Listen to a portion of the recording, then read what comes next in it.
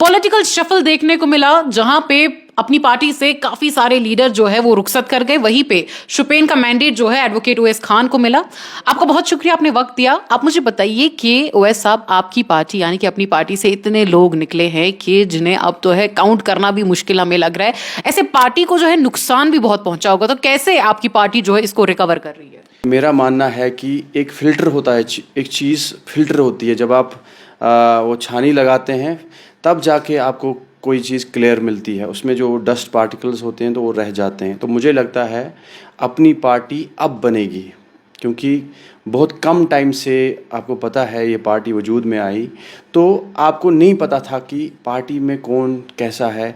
कुछ अपॉर्चुनिस्ट थे जो कि आपको लगता था साहब ने तो सबके लिए, प्रेसिडेंट साहब ने या पार्टी ने सबके लिए बेटर सोचा था। लेकिन जो ही कोई अपॉर्चुनिटी ऐसी आई कि इनको वो होता है ना कि आपको प्रूव हो जाता है कि कौन किसकी क्या वैल्यू है, तो ये नुकसान नहीं है। ये मेरे हिसाब से पार्टी अब बन रही है। पहले तो एक ट्रायल फेज़ था जो कि ये 2-4 साल थे। अब इंशाल्लाह जब इलेक्शंस होंगे, इलेक्शंस के बाद आपको पता चलेगा कि आपके लॉयल लीडर्स कौन हैं, आपके लॉयल वर्कर्स कौन हैं, आपके लॉयल यंग फेसेस कौन हैं। और मुझे लगता है ये अच्छा हुआ। और इंशाल्लाह आने वाले टाइम में आपको पता चल जाएगा कि पार्टी के लिए इम्पोर्टेंट कौन है, और जो नहीं थे इम्पोर्टेंट वो तो निकल गए। आपने जैसे कहा कि कुछ ही वक्त हुआ अभी अपनी पार्टी को फॉर्म होते हुए, तो आपको क्या लगता है लोगों का फेथ जो 70 साल से पार्टियों को दे रहे हैं वो आपकी तरफ शिफ्ट होगा? देखिए, ऑब्वियसली ये पार्टी बनी ही इसलिए, ये पार्टी इसलिए बनी जो कि मुसीबतें लोगों ने पिछले 70 साल से उठाई है। मैं शुपियन की बात करूँगा। मैं भी छोटा था जब इख्वान राज हम देखा करते थे। मैं तो रिकॉग्नाइज भी नहीं तब करता था कि ये कौन लोग हैं जो सिविल कपड़े पहन के सिविल्स में गन लेके आ रहे हैं, गालियां दे रहे हैं, दुकानदारों को बोल रहे हैं पैसे दे दीजिए। तो मैंने भी अपने बचपन में वो दौर, वो जुल्म देखा है जो हमें एनसी की देन थी।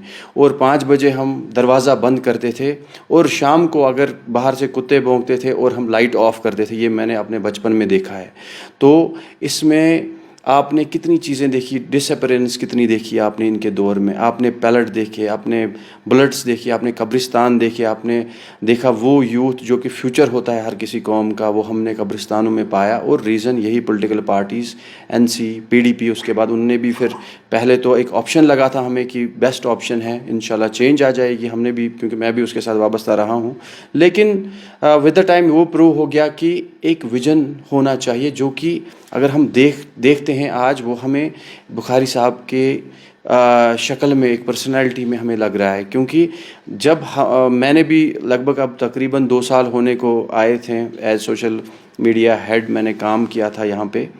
तो मुझे बहुत कुछ सीखने को मिला और मुझे लगा कि पॉलिटिक्स अब मैंने सीखी, क्योंकि सर के साथ रह के काम करके मुझे ये लगा कि मुझे एक सवाल का जवाब मिला कि ये सक्सेसफुल बिजनेसमैन क्यों बने हैं। मुझे उस चीज़ का जवाब मिल गया। क्योंकि पर एक सक्सेसफुल बिजनेसमैन जरूरी तो नहीं एक सक्सेसफुल पॉलिटिशियन भी हो सकता है। बिल्कुल आपका कहना सही है। जो सक्सेसफुल बिजनेसमैन होता है, आप अंबानी की बात लीजिए, उसके लिए पॉलिटिक्स कभी नहीं बनी है, क्योंकि उसका काम किसी जगह चल जाता है। जो भी गवर्नमेंट आएगी उसको नुकसान है अगर वो पॉलिटिक्स में आएगा, क्योंकि कल को गवर्नमेंट कोई और आई तो मुसीबतें। तो जो बिजनेसमैन होता है वो प्रेफरेबली कोशिश करता है कि मैं पॉलिटिक्स से दूर रहूं और सबके साथ कनेक्शंस बनाऊं। लेकिन जिसने ठान लिया कोई ऐसी चीज़ कि मुझे लोगों के लिए कुछ करना है, तो ऑब्वियसली आप रिस्क ले रहे हो किस कॉस्ट पे, कल को अदरवाइज भी हो सकता है। तो जब ऐसी चीज़ें होती हैं तो इन चीज़ों में आपको पता चल जाता है कि अगर कोई बंदा किसी चीज़ के लिए रिस्क ले रहा है, वो लोगों के लिए ले रहा है। तो अपनी पार्टी बनी ही इसलिए है कि जो 70 साल से लोगों को यहाँ पे जुल्म देखने को मिला, जो यहाँ से हमें, मैं ये कह सकता हूँ कि यूथ को एक उस मतलब जगह पे पहुँचाया गया कि जहाँ पे उनको ड्रग्स के बगैर कोई ऑप्शन नहीं दिख रहा है, तो वहाँ पे अपनी पार्टी उभर के आई एक ऑप्शन बन के। लेकिन हाँ, ये सही है कि एनसी ने उनको मतलब पॉलिटिक्स आती है करनी। आप बताएंगे वो कैसे? उनको मतलब जैसे लोग बोलते हैं ना कि ये झूठ का काम है, क्योंकि ऐसे ही लोगों ने इसको झूठ बनाया और उनको झूठ बोलने उसमें उनको कोई बीट नहीं कर सकता। उसमें वो सबसे अव्वल है। और सीधे साधे हमारे जम्मू एंड कश्मीर के लोगों को बेवकूफ़ बनाना, ये तो उनका मतलब वो तो उनका चुटकी भर का काम है। तो लेकिन अब एक शिफ्ट आया, यूथ ने अब चार्ज लिया। अगर अपनी पार्टी ने मुझे शोपियान के लिए, मतलब ये एक शॉकिंग पहले न्यूज़ थी कि एक ऐसा लड़का जिसको मतलब कोई फैमिली बैकग्राउंड पॉलिटिक्स का नहीं है, कोई सपोर्ट नहीं है, और आपको मौका दिया जा रहा है अपने लोगों को रिप्रेजेंट करने के लिए सिर्फ इस पे कि आपने चाहे फ्लड्स हो आपने काम किया, आपने कोविड में काम किया, आपने हमेशा जो सोशल इवल्स है उनके अगेंस्ट काम किया, आपने हमेशा लोगों की बेहतरी के लिए काम किया, इवन स्पोर्ट्स के लिए आपने काम किया, तो वही रिकॉग्निशन आपको मिल रही है। मतलब मैंने एक पोस्ट दिया था कि अपने फेसबुक पे कि do you think I should contest elections, और उस पर अराउंड फेसबुक व्हाट्सएप कॉल्स पे अराउंड 1500 रेस्पॉन्सेज मिले कि हाँ आपको करना चाहिए। मतलब 99.9% सब ने कहा कि करना चाहिए, क्योंकि उनको भी एक मुझ में एक वो कुछ लगा था कि कम से कम इसने थोड़ा काम किया है, और पार्टी ने वही मद्देनज़र रख के मुझे अपॉर्चुनिटी दी। और इंशाल्लाह मैं कोशिश करूंगा कि अपने शोपियान की बात करूं। जो हमारी फ्रूट इंडस्ट्री अभी कोलैप्स हो रही है, हर किसी साल कुछ ना कुछ प्रॉब्लम हमें देखने को मिल रही है, हमारा ग्रोअर परेशान है, केसीसी लोन लिया है और वो भी चुकता नहीं कर पा रहा है, और एक साइड से उसका खाना पीना नहीं, एक साइड से पानी पे आप मीटर बोल रहे हैं, दूसरे साइड से बिजली फीस नहीं वो भर पा रहा है, और तीसरे साइड से केसीसी लोन की वजह से वो नीचे नीचे दब रहा है। तो उसी केसीसी लोन को माफ़ करने के लिए मैं उठा हूँ, उसी पानी को फ्री करने के लिए मैं उठा हूँ, उसी बिजली को मैं फ्री करने के लिए जो हमारे मैनिफेस्टो में ये चीज़ें दी गई हैं। और पर्टिकुलरली अगर हम बात करें अपनी पार्टी की, एक ज़बरदस्त मैं कह सकता हूँ मैनिफेस्टो दिया है जी। जहां तक आपने बात मैनिफेस्टो की है, तो हाल ही में पहले उमर अब्दुल्ला साहब ने अपना मैनिफेस्टो प्रेजेंट किया, 200 यूनिट जो है उन्होंने बिजली मुफ्त करने की बात की। उसके कुछ दिन बाद ही जो है अपनी पार्टी ने मैनिफेस्टो प्रेजेंट किया और 500 यूनिट फ्री करने की बात की। ऐसे में क्लेम्स ये भी हैं कि आप जो है सिर्फ एक अटेंशन चाहते हैं, जबकि ये जो सारे बेसिस है ये फॉल्स है।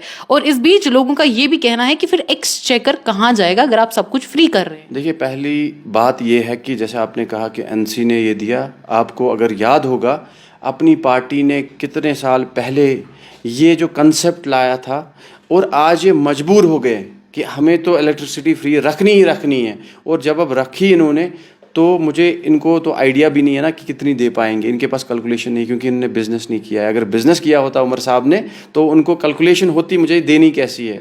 जब आप उनके पास कभी जाएंगे उनको बोलिए कि आप कैसे देंगे। जैसे आपने एक्सचेकर की बात की, बुखारी साहब को अगर हम बिज़नेस को थोड़ा सा टाइप इसके साथ जोड़ना चाहेंगे। जब आप बिज़नेस में बड़े बड़े प्रोजेक्ट्स करते हैं, आपको एक आइडिया मिलता है हमें कैसे, आपके पास विजन है, मिशन है, और आपको पता है अगर आपको 20,000 मेगावाट्स की कैपेसिटी जम्मू एंड कश्मीर में है और अभी अराउंड 2,000 मेगावाट्स निकल रहे हैं, तो उनका कहना है, ये बुखारी साहब से मैंने सुना है, क्योंकि मैंने आपको कहा मैंने मतलब जो थोड़ी सी पॉलिटिक्स जानता हूँ उन्हीं से सीखी है। तो उनका कहना है कि हम क्यों नहीं जनरेट करें, अगर हमारे पास 20,000 मेगावाट्स की कैपेसिटी है तो हम क्यों नहीं कर रहे हैं।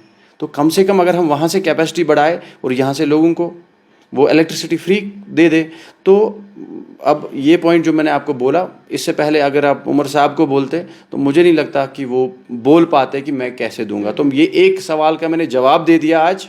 तो ऐसी चीज़ें, जब आपके पास एक विजनरी बंदा है, उसको पता है मुझे कैसे करना है, तो उनको हर किसी सवाल, हर किसी मैनिफेस्टो के एक एक पॉइंट का जवाब है।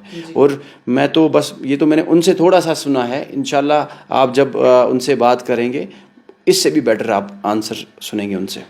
देखिए, हाल ही में जो है राहुल गांधी की मीटिंग हुई थी नेशनल कॉन्फ्रेंस के साथ, और अब जो है ये अंदाज़ा लगाया जा रहा है कि वो सारी सीट्स को जो है स्वीप कर लेंगे। आप क्या कहना चाहेंगे? देखिए, सबसे पहले जम्मू एंड कश्मीर के लोगों को ये समझ लेना चाहिए कि एनसी ने कितना नाटक लगाया कि 370। आप मुझे बताइए, वही कांग्रेस है और वही एनसी है जिन्होंने मिल के प्राइम मिनिस्टर को सीएम तक पहुंचा दिया। ये वही एनसी और कांग्रेस है जिन्होंने सदर रियासत को गवर्नर बनाया। मैं आपको थोड़ा सा बोलना चाहता हूँ हमारी जम्मू एंड कश्मीर में जो अमेंडमेंट्स हुए 370 को लेके, तो आम लोगों को तो पता नहीं चला ये चीज़ें क्या हो रही हैं।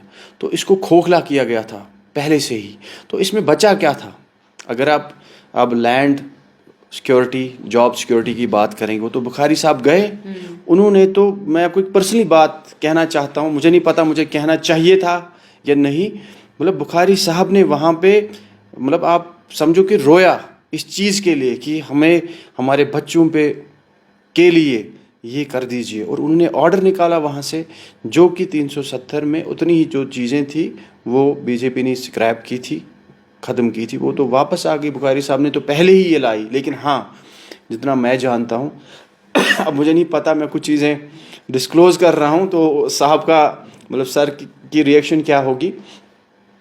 जितना मैंने देखा कि सर जो भी अच्छा काम करते हैं, अगर इन लोगों की तरफ वो सामने आएगा तो मुझे लगता है, मैं अपना पर्सनली कह रहा हूँ कि इन जैसा नेक इंसान मैंने अपनी लाइफ में आज तक नहीं देखा। कितनी गरीबों की मदद मेरे सामने हुई है। मैं ये मतलब कोई चीज़ पॉलिटिक्स के साथ नहीं जोड़ रहा हूँ, मैं कह रहा हूँ कि एक वैसा इंसान इतना डाउन टू अर्थ हर किसी इंसान को मिलता है, फ़ोन कोई भी करता है, फ़ोन उठाते हैं, तो उनसे मैंने लाइफ की एक इंस्पिरेशन ली है। चाहे आप डे टू डे बेसिस पे उनका जो पैटर्न है काम करने का, मतलब हमारे भी लड़के थे आईटी में, जब हम ओडी जाते थे, दूर दराज इलाकों को जाते थे, फिर वापस आके ये बोलते थे थक गए हम, लेकिन उसके बाद सर फिर से 10 मिनट में फिर से रेडी होके दूसरी जगह जाना है, फिर मैं इनको बोलता था कि सर से सीखो।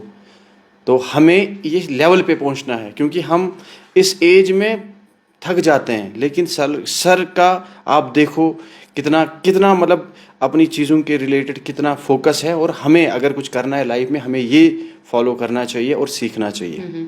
देखिए, नेशनल कॉन्फ्रेंस से तो फारूक अब्दुल्ला जो है कॉन्टेस्ट करने जा रहे हैं, ऐसे में अल्ताफ साहब कॉन्टेस्ट क्यों नहीं करना चाहते? सॉरी, नेशनल कॉन्फ्रेंस से जो है खुद फारूक साहब कॉन्टेस्ट करते हैं, पर अपनी पार्टी के प्रेसिडेंट जो है वो कॉन्टेस्ट नहीं करते, इसकी क्या वजह रहती है? देखिए मुझे एग्जैक्टली इस चीज़ की अभी पता नहीं है पूरी कि उनका क्या डिसीजन है इस बारे में, लेकिन देखिए मैं आपको एक बात बोलना चाहता हूँ। उमर साहब ने कहा कि मैं नहीं लड़ूंगा, फिर अभी हम कभी सुनते हैं अब जी फोर्स हो रहा है वर्कर्स की तरफ से लड़ना है, या फारूक साहब की अगर हम बात करें, आपने रिसेंटली देखा जेकेसी स्कैम कितना चला, ईडी की नोटिस आई, और मुझे पूरा पता है कि इनको पूरे पीछे से इन्होंने मतलब वो बिहाइंड द कर्ट्स इन्होंने हाथ मिलाए हैं। ईडी की नोटिस एक साइड से आती है और उसका फ़ायदा मिलता है एनसी को। यहाँ पे देखिए एनसी को जुल्म कर रहे हैं बीजेपी वाले, और दूसरे साइड से फ्री चिट मिल रही है उनको। कोर्ट स्कैम एक साइड से इतने सालों तक चल रहा है, और अब्रप्टली आपको वहाँ से आता है कि जी कोई स्कैम नहीं, कुछ भी नहीं, क्लीन चिट मिल रही है।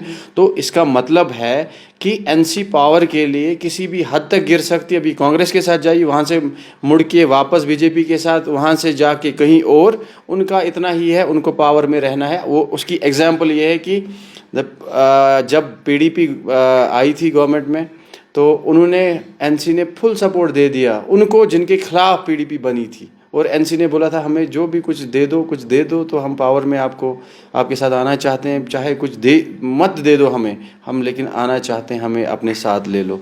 तो आप उससे अंदाज़ा लगा सकते हैं कि जो पार्टी पिछले 70 साल से गरीब आवाम के लिए कुछ नहीं कर पाई, आप मुझे बताइए। पैलेट यहाँ पे कल्चर चला था कश्मीर में, हमारे भाई हमारी बहनें, इंशा आपको पता होगा, सदौ शोपियान से उनको पैलेट लगी, हमारे भाइयों को पैलेट लगी कब्रिस्तानों में। जिस दौर की आप ये बात करते हैं तब पीडीपी हुकूमत में थी, और जो आप कहते हैं कि खून रेज़ी की गई थी, तब वो लोग जो है उसके साथ आपके साथ हाथ मिलाते, उसके बाद ही आपके साथ उनका जो है गठबंधन हो जाता है उन्हीं लोगों का, तब आपने ये बातें नहीं की। देखिए मैंने स्टार्ट किया, मैं पीडीपी में एज यूथ प्रेसिडेंट रहा, और तब भी मेरा फोकस रहा कि मैं यूथ ओरिएंटेड काम करूं, और तब तक जैसे मैंने कहा कि पॉलिटिक्स के साथ मेरा दूर दूर तक फैमिली का कोई कनेक्शन नहीं था, और मुझे कुछ भी नहीं पता था। ये ऐसा था कि आप बच्चे को नर्सरी में डाल रहे हैं, तो मेरी इतनी औकात नहीं थी कि मैं इस पर तब बात कर पाता। तो बेसिक चीज़ें ये है कि जो एनसी के दौर में हुआ था, हमने सोचा था शायद पीडीपी एक ऑप्शन है, इससे हमारे दुख दर्द मिट जाएंगे, लेकिन टाइम ने ये प्रूव किया कि उनकी भी आइडियोलॉजी ऐसी थी, या उनका भी विज़न ऐसा था कि उससे भी लोगों को राहत नहीं मिली, क्योंकि उस दौर में भी पैलेट चले। देखिए अगर आपको आज पैलेट नहीं चल रहे, अगर आप आज देख रहे हो पिछले 4-5 साल से तकरीबन एवरेज में 200-300 लड़के हमारे शहीद होते थे कैसे भी, तो आप देखिए कितने हमारे भाई बच गए। तो ये हम क्रेडिट देना चाहते हैं एक चीज़ के लिए प्रेजेंट एलजी एडमिनिस्ट्रेशन को कि हमारे नौजवान, हमारा फ्यूचर बचा। लेकिन जब आप देखेंगे एनसी के दौर में कितने कितने हमारे नौजवान कब्रिस्तानों में पहुंचे, और पीडीपी के टाइम में भी कितने पैलेट चले, कितने नौजवानों को जेलों के अंदर। और इवन आपको मैं एक बात बोलना चाहता हूं, अगर पीडीपी के टाइम में हमने भी एफआईआर्स ख़त्म किए थे, मतलब मैंने भी 61 किए थे, बहुत अच्छा स्टेप था।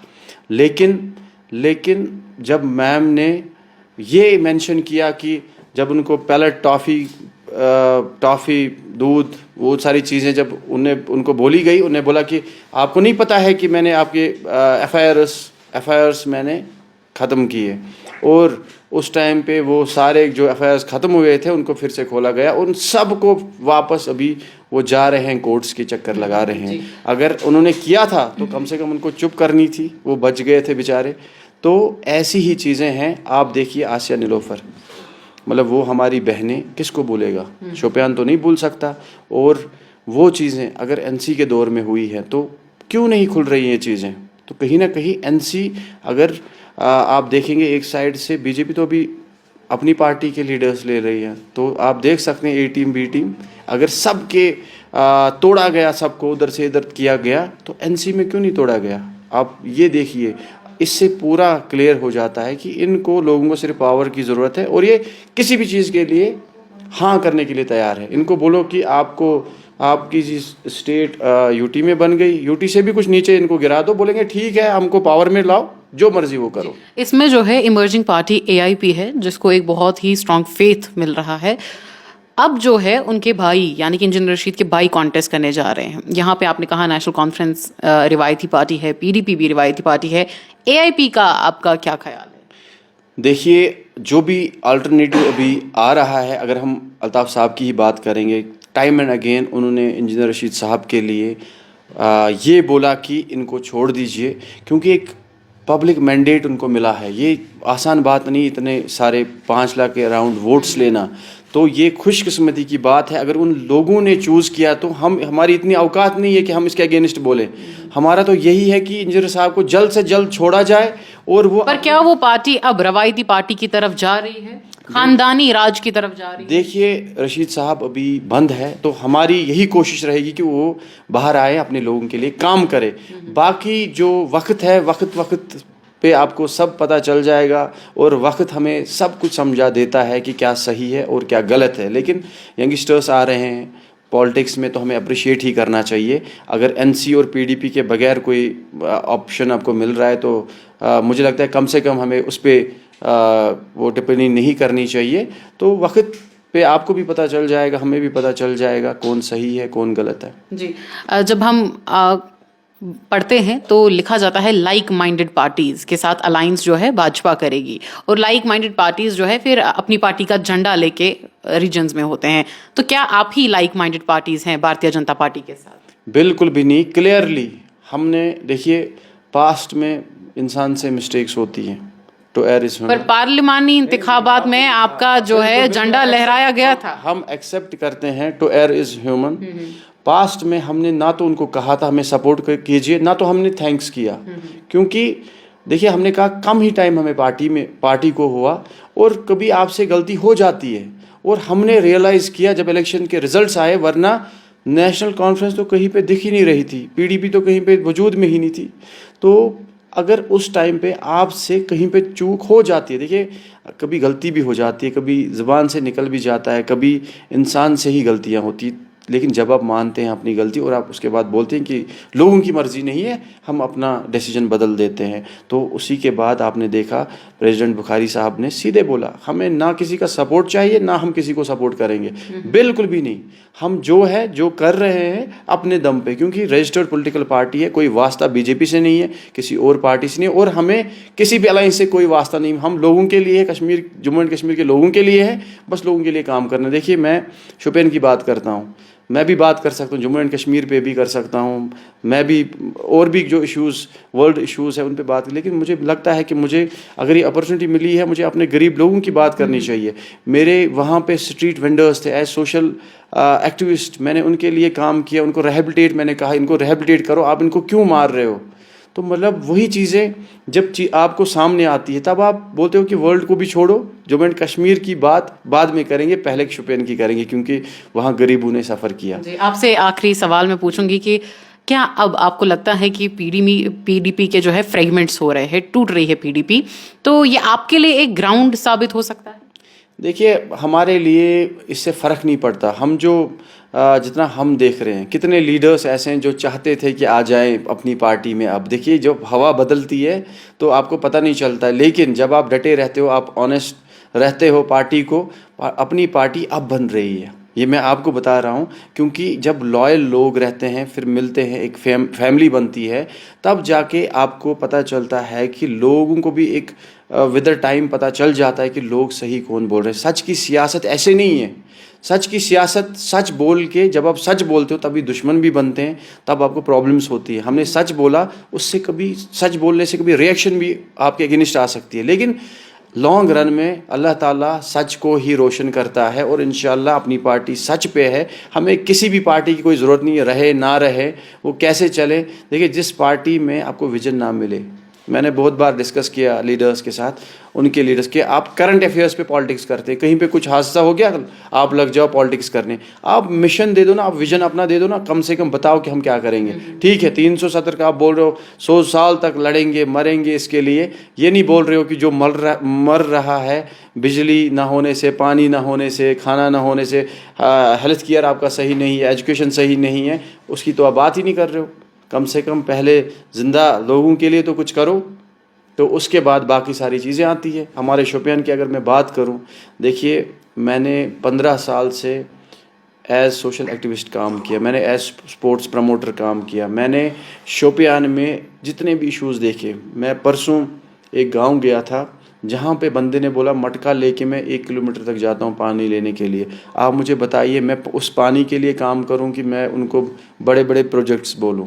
हमारा बेसिक है कि हमें उन चीज़ों पे काम करना जिसके लिए हमारे गरीब लोग तरस रहे हैं। बिजली की बिल आपको पता है 1 लाख 1.5 लाख किसी को बकाया है और उस वजह से उसका कनेक्शन कट किया जाता है।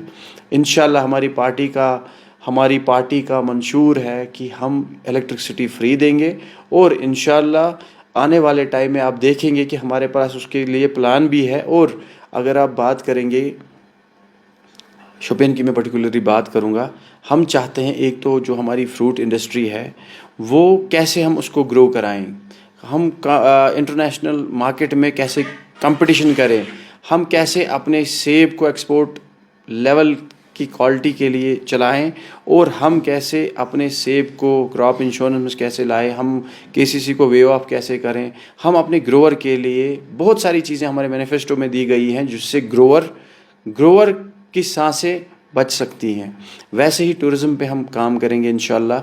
हम चाहते हैं कि शोपियान में भी एक गंडोला हो, हम चाहते हैं कि लोग वहाँ टूरिस्ट भी आए, हम उनकी खिदमत नवाजी करें, हम उनके लिए शाना बशाना वहाँ पे अवेलेबल रहे, हम उनके लिए काम करें, हम उनके लिए, हमारा यूथ अनएम्प्लॉयमेंट की वजह से ड्रग्स की तरफ जा रहा है, हम चाहते हैं हमारे वहाँ सदो, हमारे वहाँ केलर बैलेट, हमारा हीरपोरा, हमारा मुगल रोड, इवन लहनटोरा, शोपियान में बहुत सारी जगहें हैं जाने के लिए। ज़ियारत शरीफ है वहाँ पे, जामिया मस्जिद जिसको रिसेंटली एक अवार्ड भी मिला बेस्ट हेरिटेज साइट, जहाँ पे आपने स्टोरी भी की थी। तो मतलब ऐसी सारी जगहें हैं, बस एक्सप्लोर करने की ज़रूरत है और प्रमोट करने की ज़रूरत है। और इंशाल्लाह देखिए, मैं उस शोपियान से हूँ जहाँ तरस रहे हैं लड़के। हम भी नेशनल क्रिकेट खेलते हैं, हम भी क्रिकेट खेलते हैं, क्योंकि टर्फ विकेट है ही नहीं डिस्ट्रिक्ट में। मैं उस शोपियान के लड़के के लिए उठा हूँ और उसके लिए मैं चाहता हूँ कि मैं एक प्लेग्राउंड उनके लिए बनाऊँ, उनके लिए हम काम करें। हमारे वहाँ लड़का एक आदिल काजरू के नाम से फेमस है पूरे J&K में, 12 साल वहाँ पे मैंने क्रिकेट के साथ दिया, उनको एज कोऑर्डिनेटर भी काम किया JKC के थ्रू, KPL में भी अपनी टीम पहुँचाई फाइनल्स में, और वो लड़का किसी IPL प्लेयर से कम नहीं है। हमारा वहाँ पे एक लड़का ज़ुबैर पंडित, लेफ़्ट आर्म फास्ट बॉलर, कोई गरीब था, जॉब छोड़ा क्रिकेट के लिए, अभी भी मेहनत कर रहा है, लेकिन उसको सुन कोई नहीं रहा है। ऐसे ही लड़कों के लिए जो IPL इंडिया डिज़र्व करते थे उनको कोई नहीं पूछ रहा है, और मुझे वो दुख है। और इंशाल्लाह उसी चीज़ के लिए मैं फ़ाइट करूँगा और अपना हक़, अपने डिस्ट्रिक्ट का हक़ लूँगा। जितने भी लोग हैं हमारे म्यूनसिपलिटी में, कैजुअल लेबर्स हैं, हमारे छोटे छोटे भाई, तो उनको परमानेंट करने कम से कम मिनिमम वेज आने चाहिए उनको। हेल्थ केयर सेक्टर हमारा इतना वीक है शोपियान में कि मुझे लगता है जब भी कोई ऐसा एक्सीडेंट होता है, ट्रॉमा सेंटर नहीं है, मैटरनिटी हॉस्पिटल नहीं है, वुमेंस कॉलेज नहीं है, रिहेबिलिटेशन सेंटर नहीं है ड्रग्स के लिए, ड्रग एडिक्ट्स के लिए, तो ऐसे पब्लिक लाइब्रेरी नहीं है डिस्ट्रिक्ट में। तो मैं चाहता हूं कि हमारा यूथ पढ़े, IAS KS बने। तो ऐसे मेरी मैसेज भी आपके प्लेटफॉर्म के थ्रू अपने लोगों के लिए मैं बोलना चाहता हूं कि मैं कोई पॉलिटिशियन नहीं हूं, एक सोशल एक्टिविस्ट हूं, आपका भाई हूं। आप कामयाब कीजिए और इंशाल्लाह आपकी खिदमत करूंगा जैसे मैं 15 साल से करता आया हूं। तो आप अभी मुझे एक मौका दें। मैं किसी फैमिली से नहीं हूं जो कि पॉलिटिकल फैमिली हो, मैं आप ही में से हूं। मुझे मौका दें और ये प्रूव करें कि यूथ को अगर चांस मिले तो लोग उसके लिए भी उसकी कामयाबी के लिए काम करें। कहीं पे सच की सियासत का नारा लगता है, कहीं पे नफरत के बाजार में मोहब्बत की दुकान का। अब आप असल में क्या करेंगे वो तो पावर में आने के बाद ही पता चलेगा। शुक्रिया। शुक्रिया, शुक्रिया, आपका शुक्रिया।